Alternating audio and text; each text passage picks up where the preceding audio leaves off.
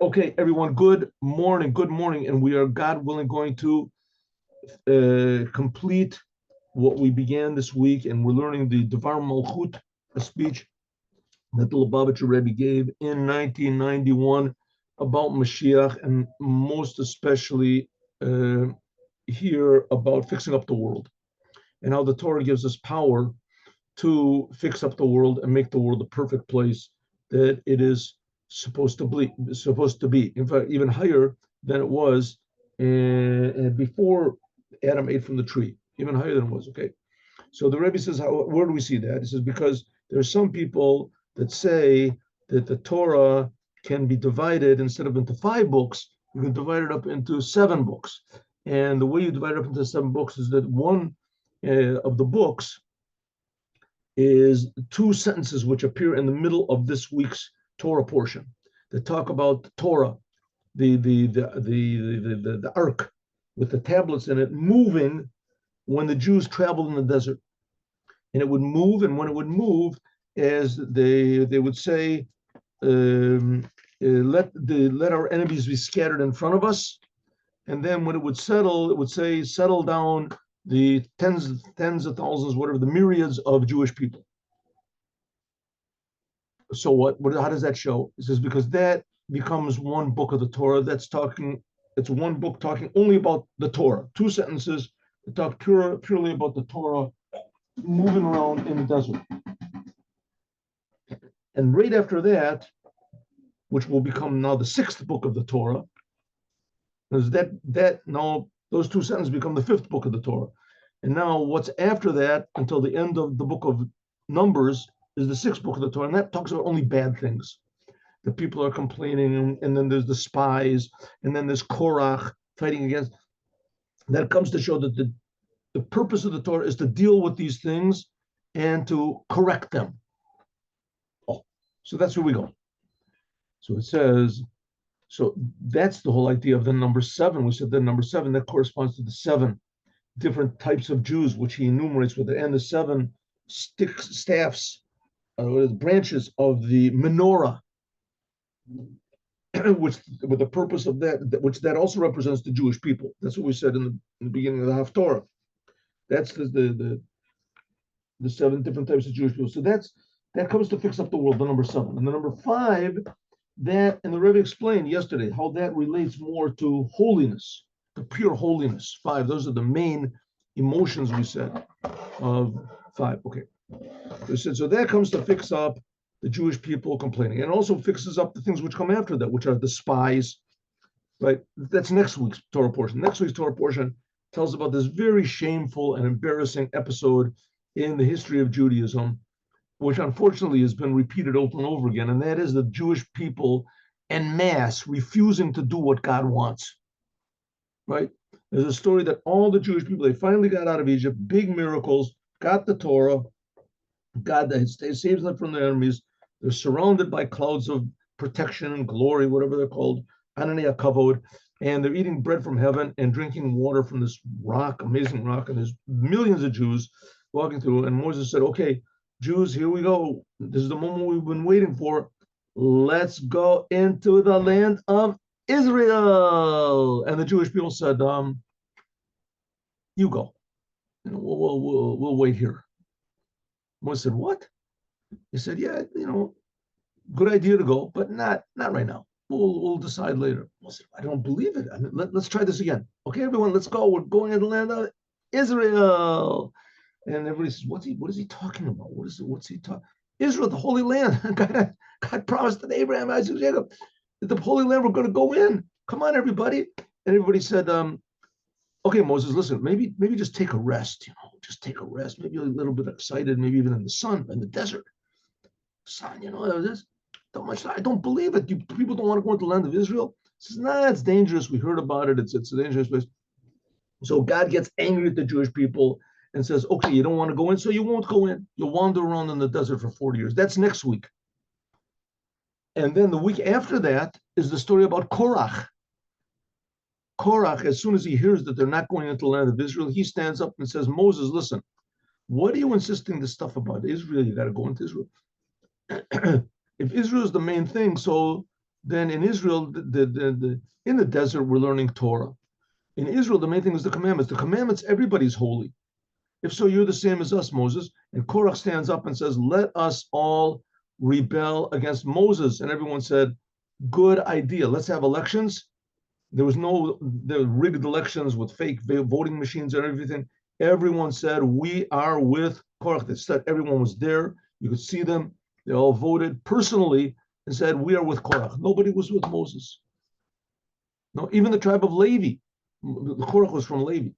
They all went against. These are pretty shameful. So why put these in the Torah? So it says the reason they're there is because they come after these two sentences of the Torah coming to fix that. The Torah about the Torah comes to fix it. So let's go. Al Derech says similarly is Monogea is relevant to Parshas Meraglim, is relevant to the Torah portion about the spies, the scouts.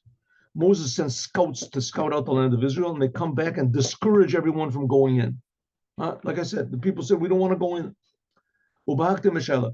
Okay, let's talk about the story about this the spies and the Meraglim. They're what they call their spies. It's called spies. Moses sent them in to scout out the land of Israel, survey the land of Israel in order to explain to the Jews how good it is, how wonderful it is. And they came back and they said, it's a wonderful land, but the people who live there are terrible. They're just awful. They're just awful. The people there, it's not worth going in there. We're not going. It's a wonderful land, but we're not going to conquer it. And the Jewish people said, let's stay in the desert. Okay, let's understand this. How can it be that the Torah Mesaperes that tells us of practice in such detail? There's one whole Torah section about these scouts, these surveyors, spies, Meraglim, spies. First of all, it's talking bad about the spies themselves. Bobas and Torah, and the Torah is very careful not to even talk about, say, a bad thing about an animal. When it talks about the animals that are impure, it doesn't say behemot tameot.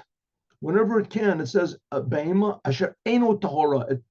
It wastes letters. Now that you have to remember, the Torah is written by God, and God wants the Torah to be very, very terse, right? There's very few of the commandments in the Torah are explained, right? Even the 10 Commandments, very, very.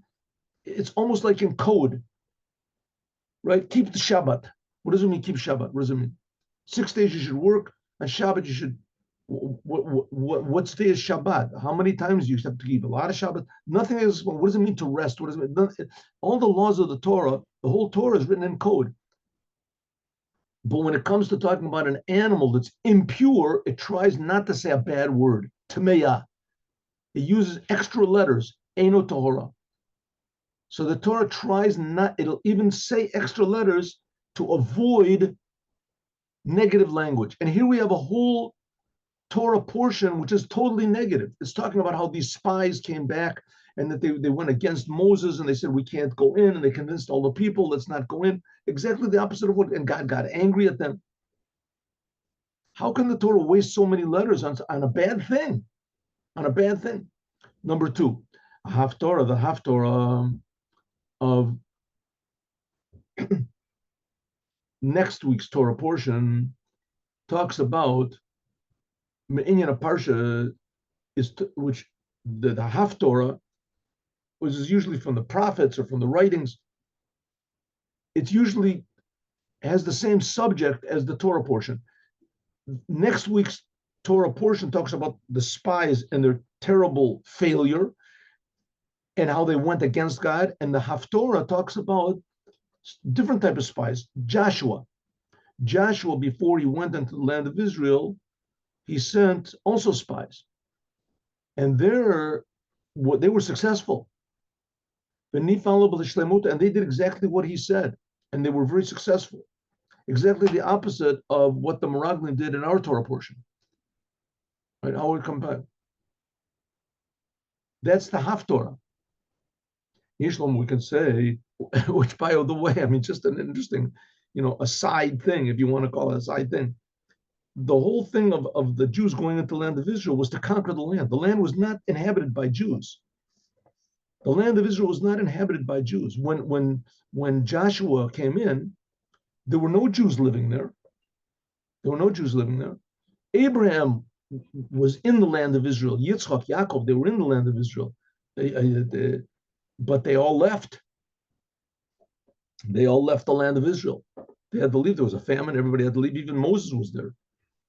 Right? So the Jews hadn't lived in Israel for, 100 years, 200 years. They haven't been there. And the land was inhabited by all sorts of other nations, and we came in and conquered it. That's what the Bible tells us.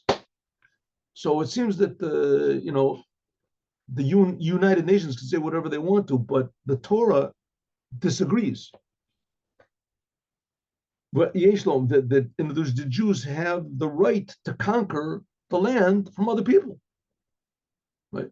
Especially here when we're talking about the Palestinians, they're not another people. They're nothing. They're just a bunch of nomads living on. Okay, but Yeshlom, we can say that the point is like this. But that's what happened. That's what was spoken about Joshua. Joshua coming to the land of Israel. That was like 40 years after the tremendous failure of the spies that Moses sent. Okay, Yeshlom, we can say the point is like this. Hakavana Bakach, the reason is that the Torah tells us about the Meraglim, about this terribly shameful episode of the spies that Moses sent, the Meraglim. He is in order to tell us how high it is, Shabah Gam Mimaisa Meraglim, Kefi Shabah Begilui Bavtorah. What a amazingly correct and good thing it was that Moses did, even though it came out bad. But the idea of sending in spies, scouts, was a very, very tremendously good idea. It enabled them to take out the land of Israel. When Moses sent, it failed. But later on, because Joshua saw what Moses did, as he sent the spies by means of Joshua. Sheyeshlom, we can say, Joshua, by the way, was one of the 12 spies that Moses sent in. 10 of the spies rebelled. And Joshua and Caleb says they okay. Sheyeshlom, we can say they didn't. So Joshua was one that worked out. So Joshua saw that sending in spies was a good thing. Just these other 10, they couldn't hold on to their the principles, the goal. But the idea of sending in spies was really good. Sheyeshlom, we can say that Joshua learned this from Moses. Yeshua lo yamish mitoch oil. It says that Joshua never moved from Moses' side. He learned from him whenever possible. It says that Joshua was like the face of the moon, and Moses was the face of the sun. That he reflects the face of the sun, which is Moses. So therefore, what Moses sent the spies, it didn't work, even though it was a good idea, but it didn't work out. But Joshua made it work out. He actually completed the mission that Moses began by sending out spies, namely in order to conquer the land of Israel. Like it's stressed in the Torah, that Joshua, he was one of the spies from Moses. He was one of the 12, him and Caleb.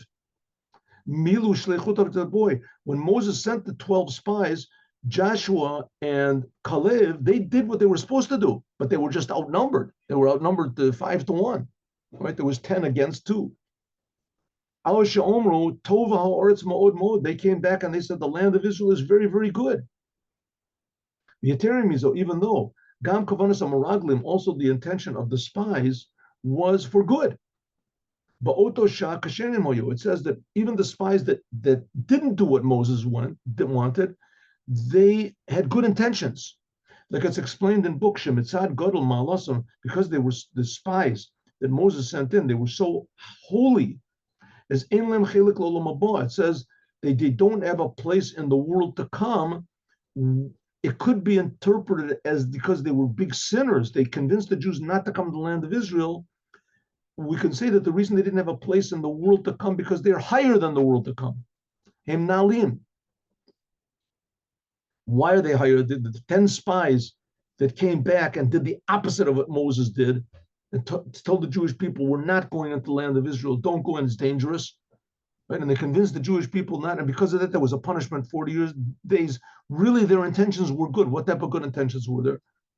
So the Rebbe explains here in another place, but in a short way, that they said that the Jewish people will go into the land of Israel and that they'll stop learning Torah.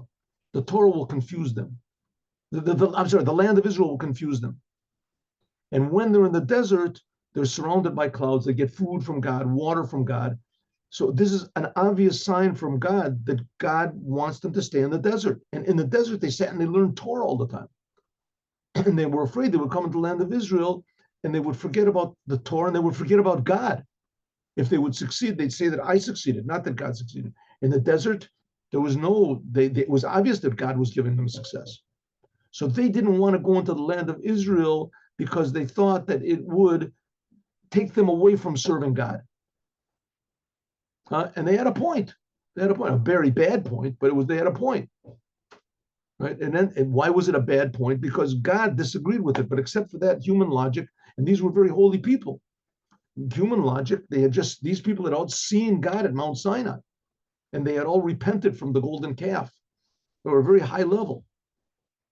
But nevertheless, they made a big mistake. And Joshua, he fixed it up. So we can see that this is the idea of Shalahavas Olol Me'alel. We can see what we're talking about in Parshat Balotcha, that we have to be like a menorah, that the flame goes up on its own. By means of this, that Joshua learned from Moses to send spies, and also to comment that when Moses sent was from the spies that Moses sent to survey the land of Israel. This was ladatcha, that this was, God said, you do it on your own. Al derech me'aleha.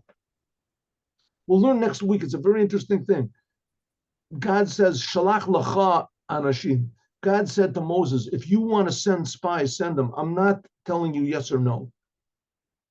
God told the Jews, go into the land of Israel. Moses, the people said, let's send in some scouts to see. And so Moses said, what do you say, God? And God said, if you want to do it, do it. In other words, Moses was making the decisions. God said, you call the shots. That's the idea of the lamp going up on its own. So God was giving a chance to Moshe and for all the generations after Moshe that we can make our own decisions.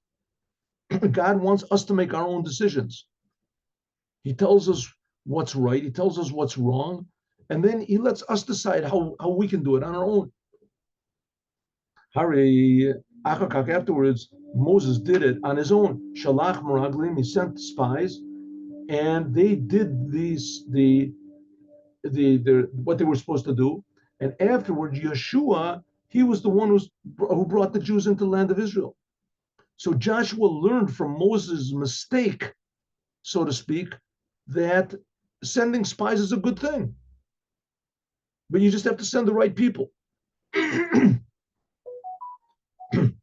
But sending spies is a good thing. So Joshua, if you want to call it, corrected what Moses did. But really, Moses didn't do anything wrong.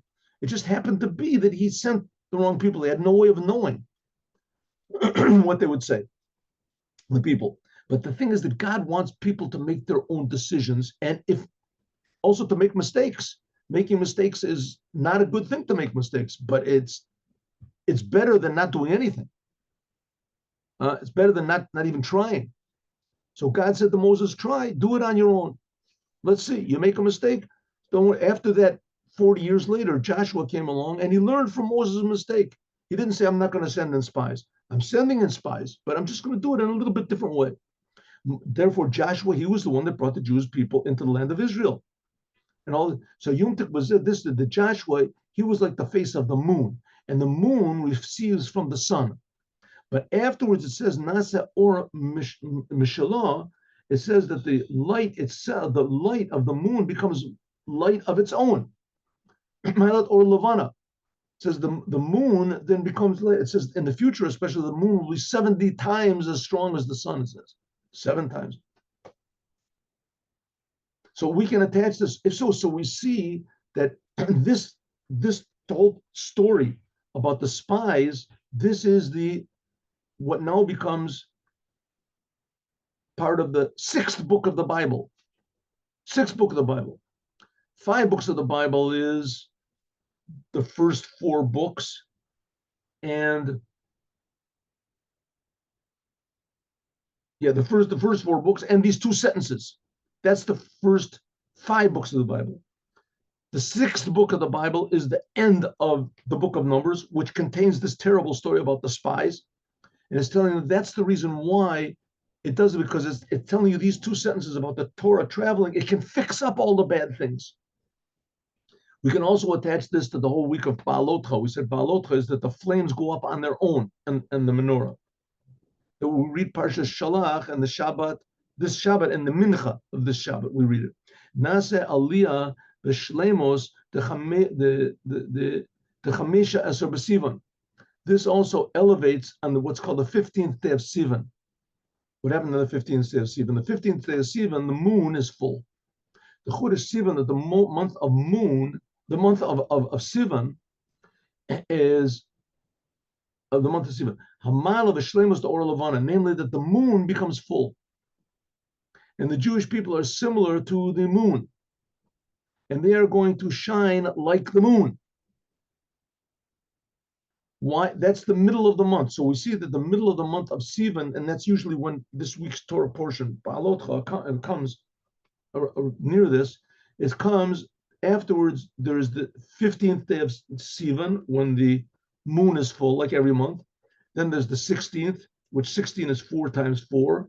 Then there's 17th, which that's the numerical value of good. Then there's the 18th, which that's the numerical value of life, chai. Then there's the 19th day of Sivan, which is the preparation for the 20th day of Sivan. Now, the 20th day of Sivan is a bad day. It's a bad day. There was, right before the Baal Shem Tov, this is, I don't know, 100 years something before the Baal Shem Tov, there was what's called the massacres of Tach V'Tat, Chmielnicki. There was a person called Bogdan Chmielnicki, and he was from, I guess, from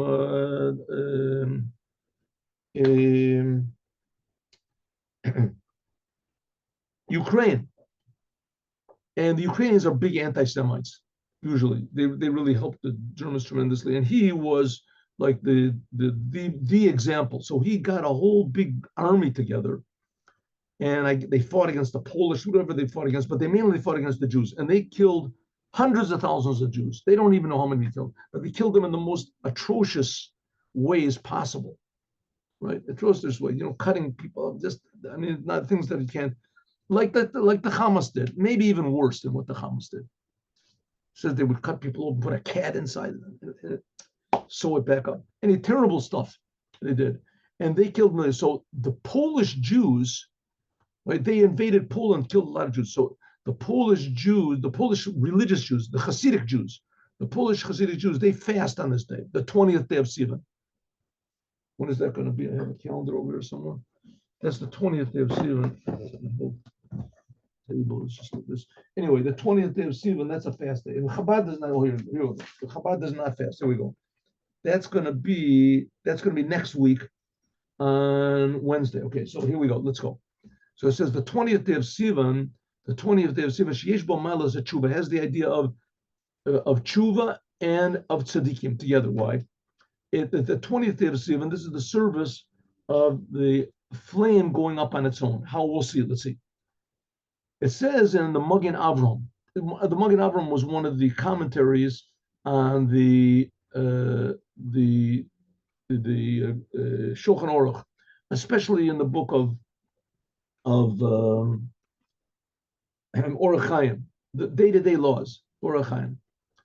It says, Magen Avram says that we have a custom to fast on the 20th day of Sivan in all of the countries of Poland. Nevertheless, our rabbis, because of what I told you, there's terrible massacres that occurred. It says, but nevertheless, our rabbis said they didn't do so. Right? In Chabad, we don't do so.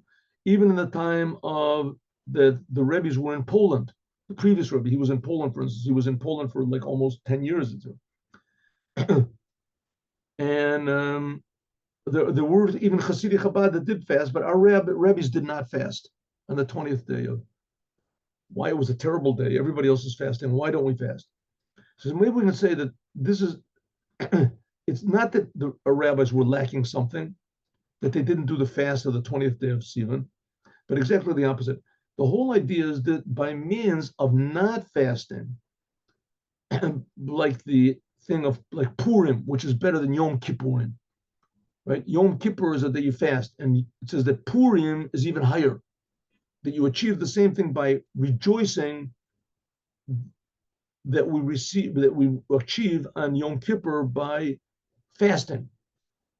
But the happiness of Purim does more than the somberness of Yom Kippur, especially by means of what's known that the number 20 is the numerical value of Keter, Esrim. If you take the letters Esrim, 70, 300, 250, that's the same numerical value as Keter, crown.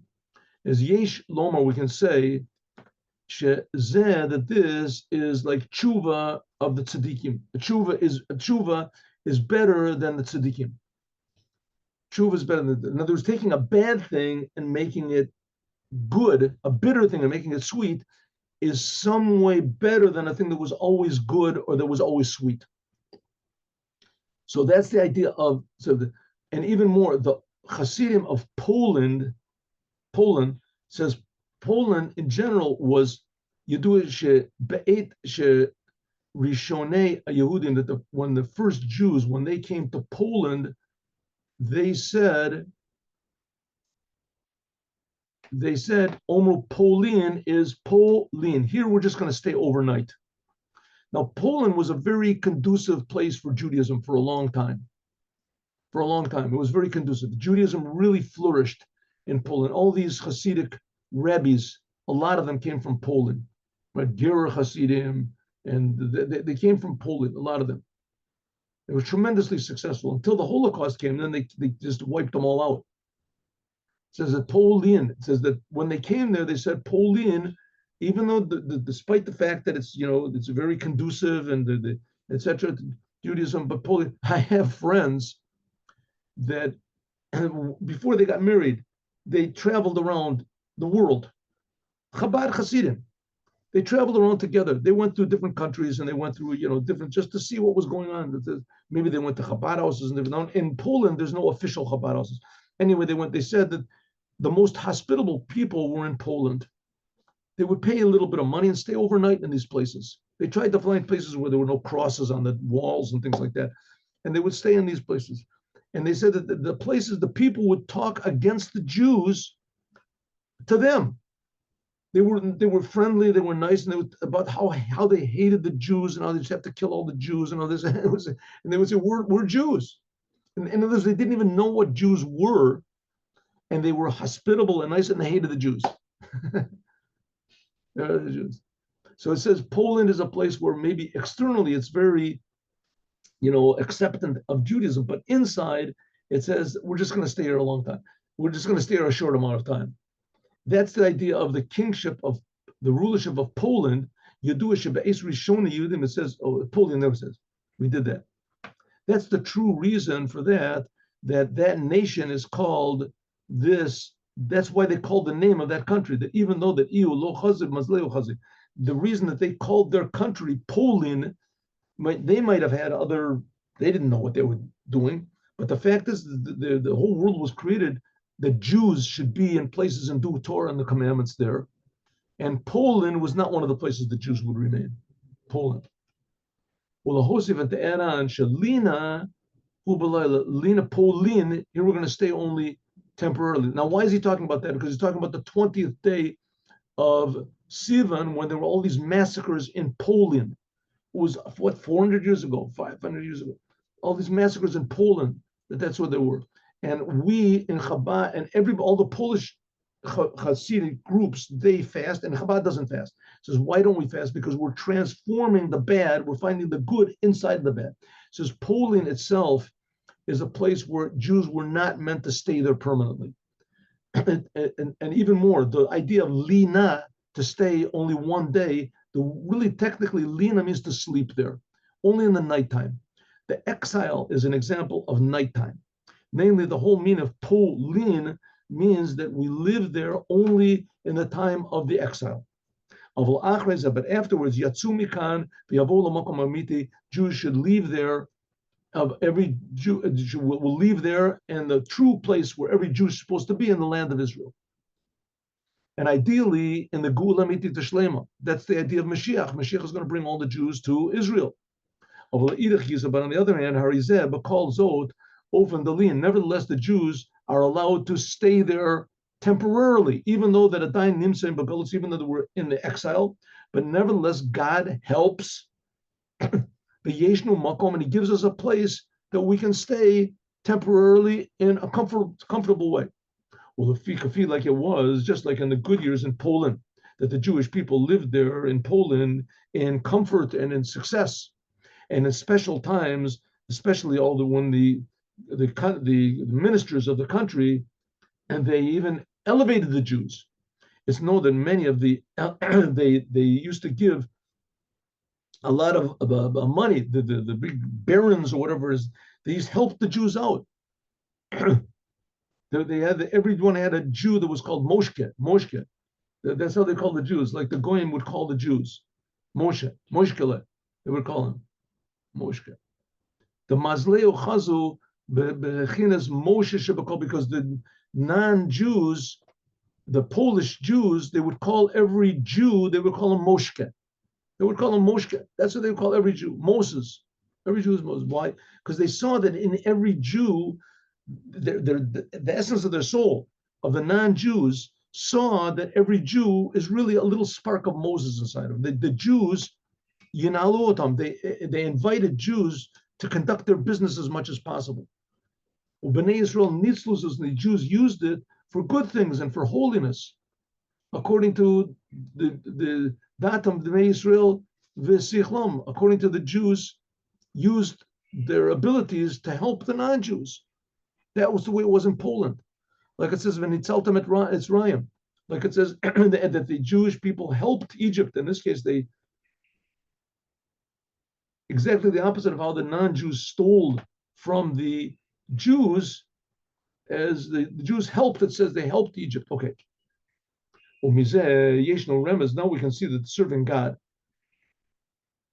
like it's known, we have to learn from everything that you hear or see. The Kol Rosh, first of all, a Jew has to know that exile is darkness and it's night. Right? Doesn't make any difference how successful we are, how much Torah we learn. We are in deep exile.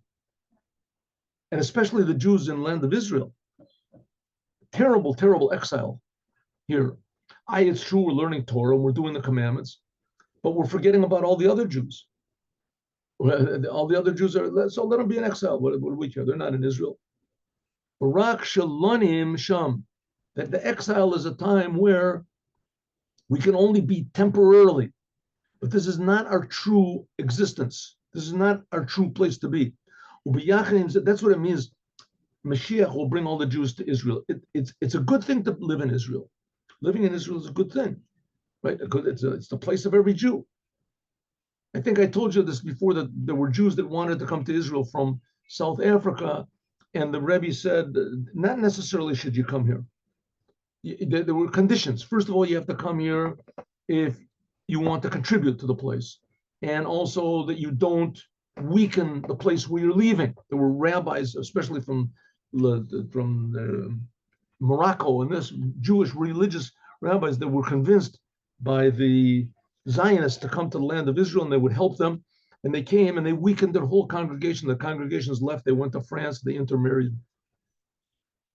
So there's conditions to come to the land of Israel. You have to come and you have to be expect to rise up in holiness and Okay, but Mashiach is going to bring all the Jews to Israel because all of the Jews are going to want the holiness of Israel. But meanwhile, while the Jews are outside of Israel, so they have to strengthen and sanctify the places wherever they are.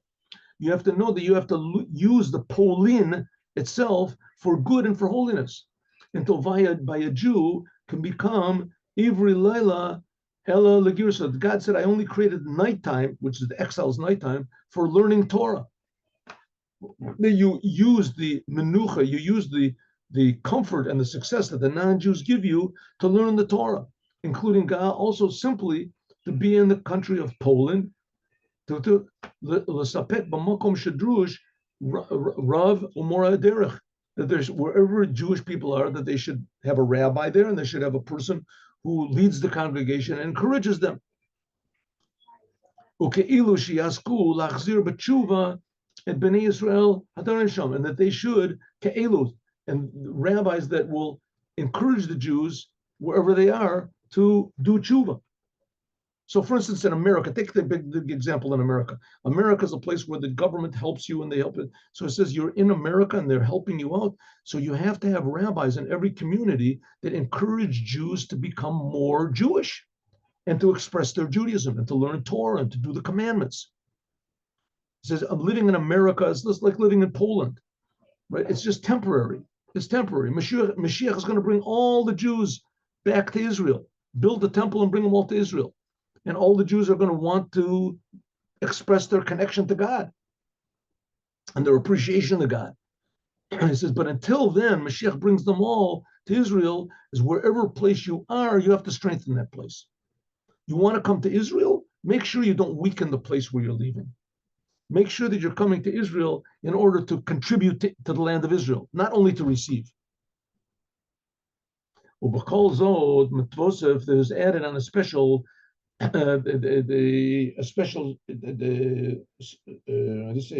emphasis.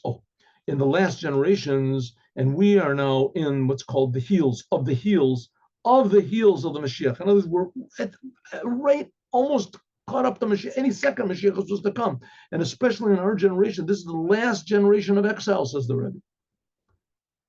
Even though the Aksher Dori, even though we can say what our generation is fitting to bring Mashiach, the previous generations didn't bring. We're going to bring the Mashiach, and especially now that we're in the heels of the Mashiach. That's explained in Sota, the end of the Gemara Sota, and also it says the malos the dor zeh boim behemshech shel dora shelifnei, and especially the good qualities of our generation come from the previous generation, and we're the lowest of all the generations. We see what Jews are doing things now in public that they never thought about even doing in private in the previous generations. And we have, nevertheless, from all the good things the previous generations did, we receive the power and doing service of Torah and the commandments from all of the previous generations, because good things are eternal. So we receive all the merits of all the previous generations, until now it's easier to, like we said, to light the menorah. We can light the candles of our generation, and so we can illuminate the lamps of our generation. It comes as a result of the previous generations that were before us.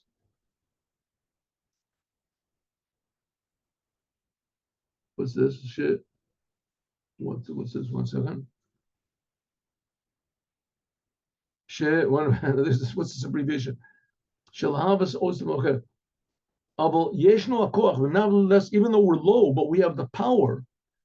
That afterwards, afterwards, in fact, immediately, we can raise up the candle on its own. We have power from. So now you look around and you see how low the generation is and how far away we are from, any idea of Torah and commandments. There's Jews that have absolutely no idea of what a Jew is. They don't know what a Jew is, no idea whatsoever. I mean, in our generation, we have Reform rabbis. I mean, in 200, 300 years ago, that was unheard of such a thing. There were Jews that maybe they didn't want to do Torah and the commandments, they left Torah and commandments, but to make a movement of leaving Torah and commandments, and that's Judaism, it's right. And they're not doing it from bad because they're bad people. They really think it's okay. They really think it's all right. They really genuinely think that this is somehow or other preserving, Judaism, whatever it is. But just the whole basic idea of how everything is turned around and it's empty from content. This is the lowest generation. It says, but nevertheless, we have the merits of all the previous generations. And our generation has the big advantage that everyone can decide on their own that they should be a flame going up on its own.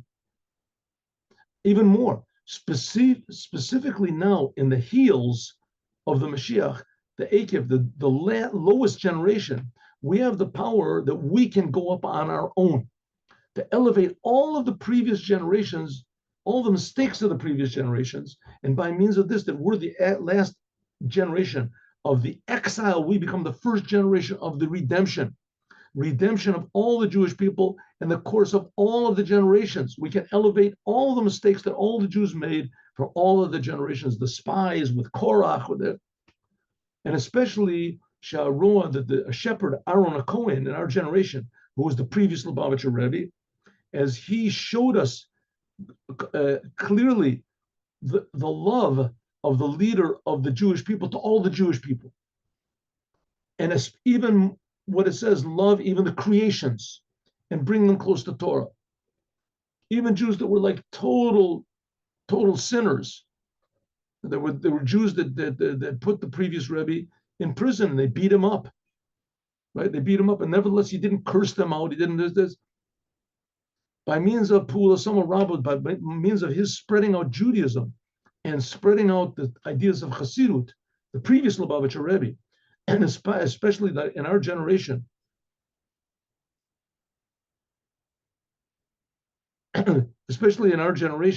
there's not like in the first generations. Now it says in our generation, in the previous generations, there were Jews that were completely estranged from the Torah. Says the Rebbe, now in our generation, everybody heard something about the Torah. At least in any case, they heard about the written Torah.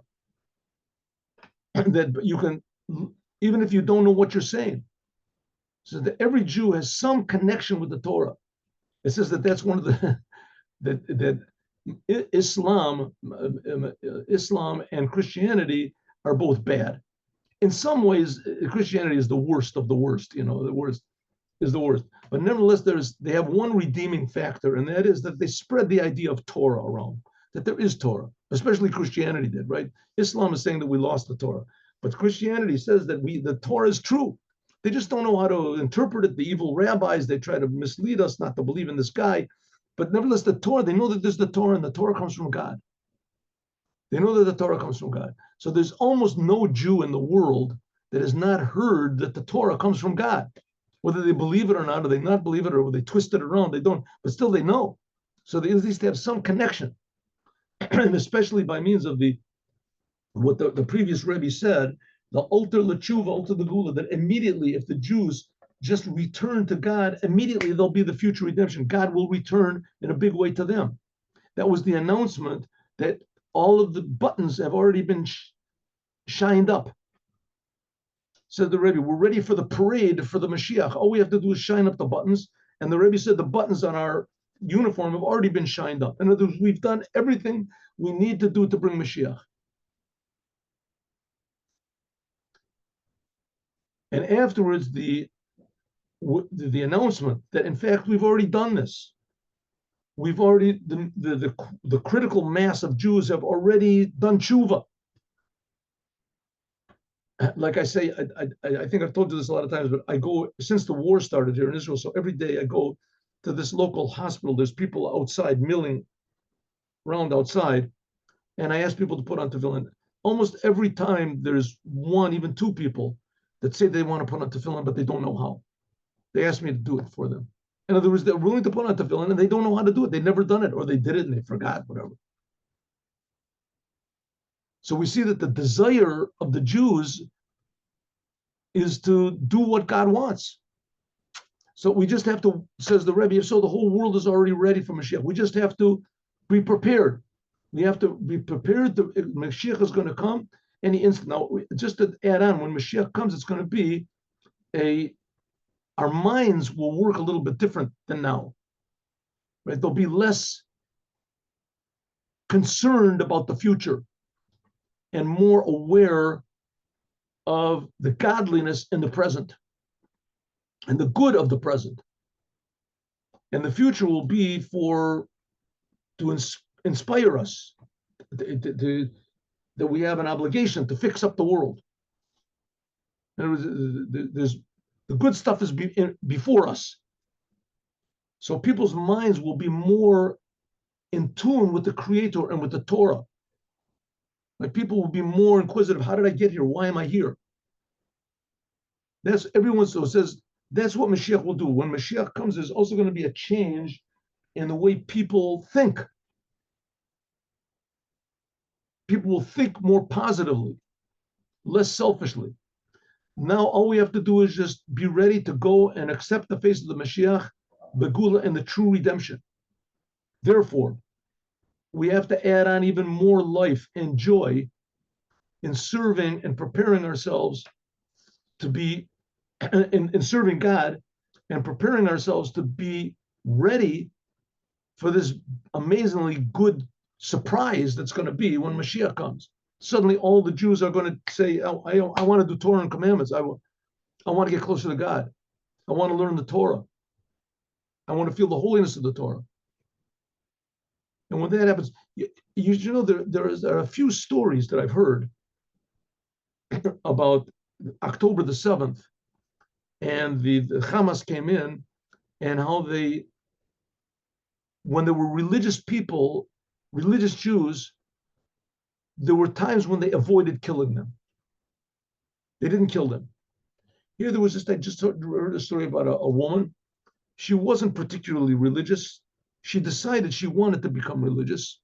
Like so many Israeli Jews, you know, they just hear so much in the media, bad things and negative things about, you know, Judaism and being, that they just shy away. But inside of their hearts, they really would like to do it. They just don't know. Anyway, it's a whole long story. She was sick, and she got before that, she had been ill, and she got a sentence from one of the Psalms. I think it's Psalm number 27, I think.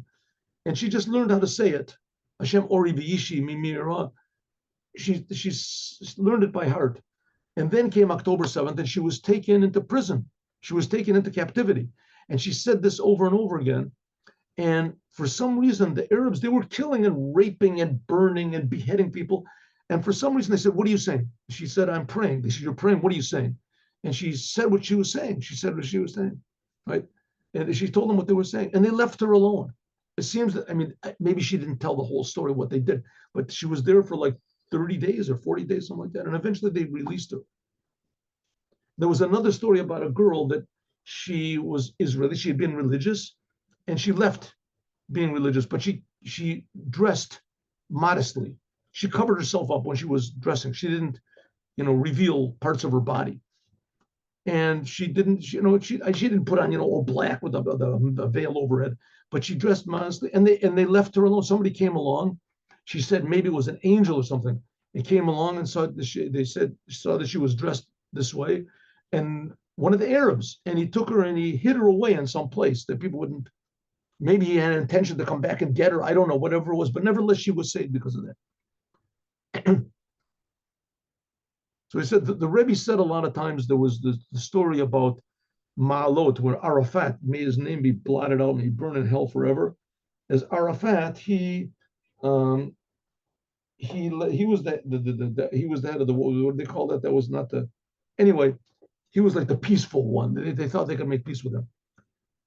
So his people, they killed 50 children, something like that, in Ma'alot, a school in Israel, Ma'alot. Now they're shooting rockets over in Ma'alot. And the Rebbe said there was a terrible tragedy, right? That they held these children for whatever it is, as prisoners, and then they finally killed them all.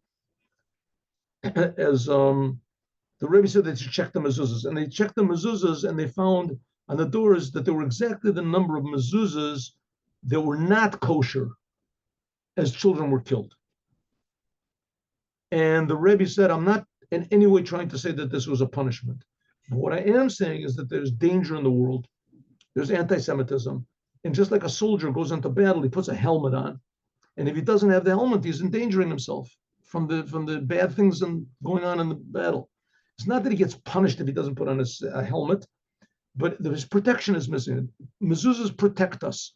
The same thing that keeping Torah and commandment, it protects you.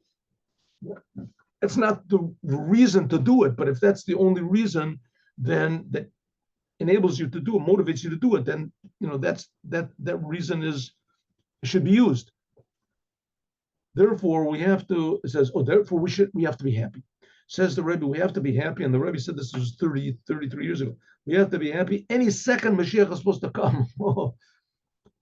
And especially we have to do, like he said, ner mitzvah v'torah, or you on your own have to try to illuminate what is around you, ignore the darkness and make light in a way that this will shine all of the surrounding around it. And immediately we will go to the land of Israel, to Jerusalem, the holy land, the holy city, to the holy mountain, to the holy house, the Beit HaMikdash, and we will to the Holy of Holies, and our children, our elders, our sons, and our daughters will all go together. And there's the Rebbe pointed out something very interesting. In these two sentences that are in the middle, it says, Kum Hashem v'yanuso oivecha, that your enemies and the people who usonecha, and the people that hate you.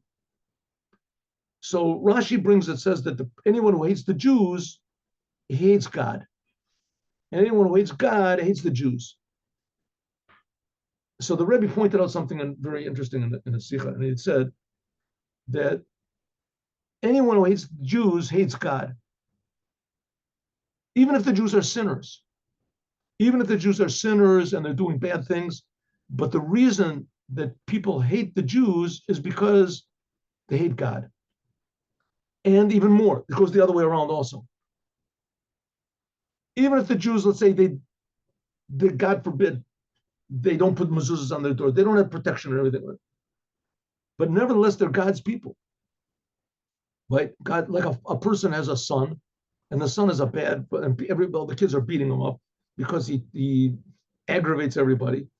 But if his father comes and says, hey, what are you doing, my son? Hey, leave my son alone. He says, yeah, but he makes us mad, he does bad things. Okay, leave that to me. You don't mess around with my son. That's my son. That's the Jewish people. Doesn't make any difference what God does to the Jewish people, how bad the Jewish people are, but they're the sons of God. The Jewish people are the sons of God. And God cares about us no matter what.